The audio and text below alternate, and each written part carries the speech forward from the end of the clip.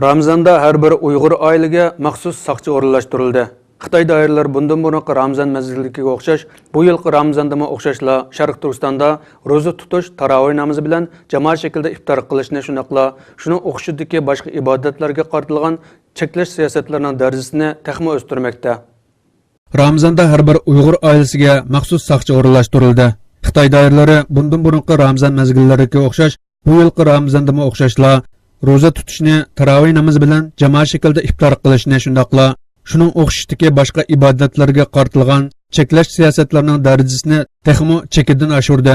Turkiya 2023 to'r gazetining 8-iyundagi xabarida Xitoy doiralari Sharq Turkistondagi cheklama siyosatlarini texmo qanotlantirib, texmo chekidan oshirib, aql qabul qilmoqdek darajada ishlarni qilayotganligi, hatto dehqonchilik va chorvachilik bilan shug'ullanganlarni Ramzan tutishni cheklash uchun har bir oilaga boshqaruvchi va nazorat qiluvchi soqchi xodimlarni o'rinlashtirib, shu oilada yetib xizmat qilishga o'rinlashtirilganligi bildirilgan. Xitoy doiralari o'tgan hafta Ramzanni cheklashni umumyuzlik ishga oshirish va bunga munosabatlik oldin olish tadbirlarini mukammallashtirish nomida alohida bexatarlik yig'inlari ochganligi va bu cheklamni sinaq tariqasida yo'l qo'yganligi o'tirib chiqqan edi.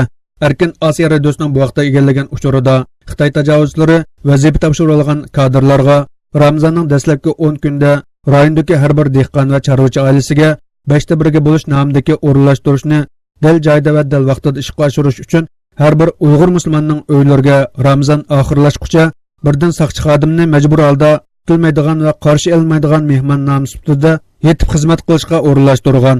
Tangirtog' to'rining xabarida Ramzanning dastlabki kuni bo'lgan 27-may kuni Sharq Turkistonning hamma rayonlarida har darajalik Kommunist partiya mas'ullari bilan a'zolari, kadrlar va fuqarolardan tashkil topgan 2,270,000 kishining o'xshash vaqtda Xitoy bayrog'ini chiqarib qasam berish murosimiga majburiy qatnashtirilganligi bildirilgan.